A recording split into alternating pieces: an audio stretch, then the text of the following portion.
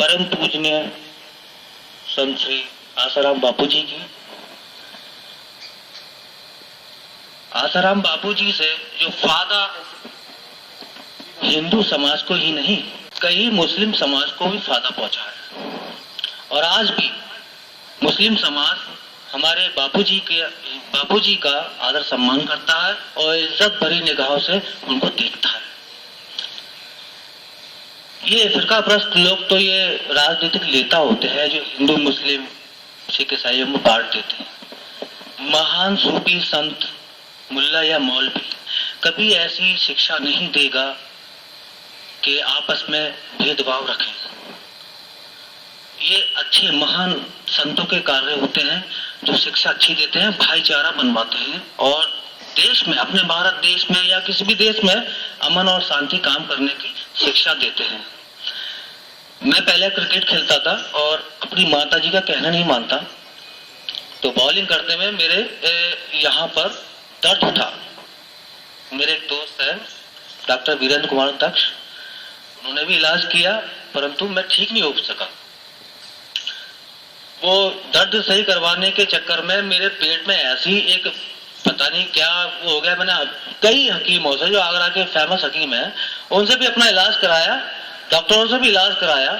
लगभग 2 साल तक मेरा रुपया भी गया, मेरी माताजी भी परेशान रही और कोई फायदा नहीं पहुंचा। एक बार मेरा मित्र मुझे मिल गया, गोविंद नाम है उसका। मैंने उससे पूछा, तो गोविंद यार मैं बड़ा परेशान हूँ। वो मुझसे पूछने लगा, यार बहुत कमजोर होता है यार तू। मैंने कहा मैं बहुत परेशान हूँ यार, मुझे कोई भी दवाई मैं लेता हूँ तो मुझे फायदा नहीं हो पाता है।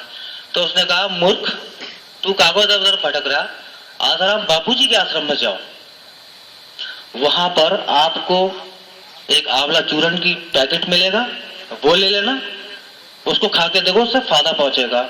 और एक कमर कस भी होती है जो दर्द में स्ट्रांग होती है, वो मैं लेकर आया और मैंने आंवला चूर्ण का जो सेवन किया नियम अनुसार, मैंने खाता गया और मुझे पेट में फायदा होता गया और मेरी भूख भी बढ़ती चली गई। स्टेमिना जो होती है ना वो भी आती गई। उसको मैंने 50 दिन तकरीबन उसको मैंने खाया और मैं बिल्कुल फिट हो गया। और आरोग्य निधि एक पुस्तक है बापूजी के आश्रम में, उसको भी मैंने खरीदा। उससे जो है मैंने और दवाई बनाई पंसारी से सामान लेकर, आरोग्य निधि से, तो मेरा कंधा भी वो ठीक हो गया। बिल्कुल आज मैं बिल्कुल फिट हूँ। मेरा कम से कम जब मैं क्रिकेट खेलता था 44 किलो वजन रहता था और कम से कम ना मुझे भूख लगती ना कुछ करती, और 44 किलो वजन मेरा कम से कम 2-2.5 साल तक रहा। तो मेरा वजन भी बढ़ा आंवला चूर्ण खाने से और आरोग्य निधि से जो मैंने सामान बनाया। अब देखो मैं बिल्कुल ठीक हूँ। 44 से क्या मैं 54 का भी हो सकता हूँ, तोला नहीं है। लेकिन मैं धन्यवाद चाहूंगा ईश्वर का जो हमारे बापूजी को इस भारत की धरती पर मौजूद रखा है। ये मैं ही नहीं, लाखों करोड़ों लोगों को इनसे बहुत फैस पहुंचा है, बहुत फायदा पहुंचा है। ये महान संतों की पहचान होती है, सबके दुख से मुक्त कराने वाले। अब ये षड्यंत्र तो ऐसा है जैसे कि अब 2014 में इलेक्शन आ रहे हैं, इलेक्शन में टाइम है और षड्यंत्र का पार्टी वालों को ये भी मालूम है कि 4-5 करोड़ इनके भक्त हैं। पावर, वोट पावर है।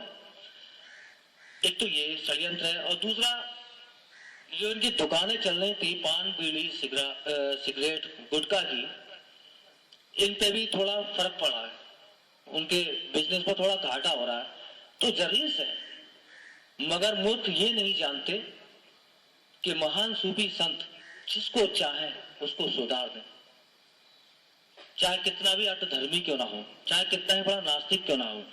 नास्तिक भी एकदम, अब जैसे कि जो आजकल के कलयुग के दौर में माता पिता को इज्जत नहीं करती उनकी संतान, सब माया जाल में लगे हुए हैं, बस पैसा पैसा पैसा पैसा, पैसे के सिवा कुछ नहीं मालूम उनको ये भी नहीं मालूम कि माता पिता को हमारे ईश्वर ने कितना बढ़िया बनाया, प्रथम बनाया। इनकी सेवा में ही हमें स्वर्ग मिलता है। तो बापू जी ने मात्र पिता पूजन दिवस जो बनाया, इससे यह है कि अपने शिक्षकों को, अपने शुभचिंतकों को, अपने चाहने वालों के दिमाग में ये बैठाया कि माता पिता सबसे प्रथम चीज है इस दुनिया में, इस पृथ्वी पर।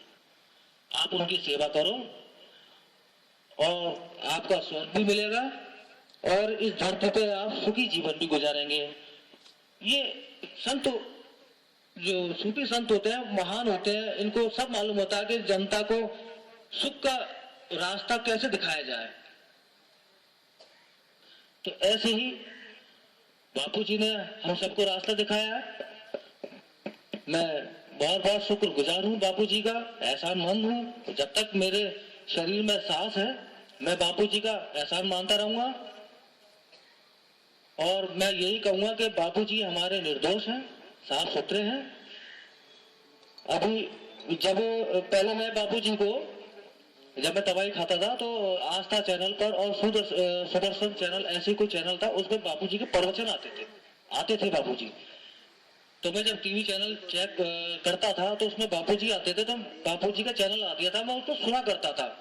जो बापूजी शब्द बोलते हैं कुछ मेरी समझ में आ जाते थे, कुछ नहीं आते, लेकिन उनकी जो वाणी थी इतनी स्वीट, इतनी ठंडी थी कि बस जी चाह रहा था कि चैनल को चेंज ही मत करो, बापूजी को ही सुनते रहो। और सुना, जब जब बापूजी का प्रवचन आता है, सत्संग आता है टीवी पर, मैं देखता हूँ। यही कहूंगा कि आप प्रार्थना इस वर्ष से करें, अपने दिल और जहन में बापूजी को जरूर बसाएं और जब प्रार्थना करें ईश्वर को भी लगे कि इनके बापूजी के बंदे बापूजी के लिए प्रार्थना कर रहे हो और हमारे बापूजी निर्दोष साबित हो। यही मेरी ईश्वर से भी अपेक्षा है, प्रार्थना है, और आपसे भी यही अपेक्षा है, प्रार्थना है कि आप बापूजी के लिए दुआ करें। और बापूजी के लिए अगर आपको संगठन बना के जोधपुर जाना पड़े या जंतर मंत्र पे जाना पड़े, वहां पर रोड शो जिसको कहते हैं, तो आप जरूर चलिए, आप इसमें हिस्सा लीजिए। ये हमारे लिए बहुत बड़े गर्व की बात होगी। धन्यवाद।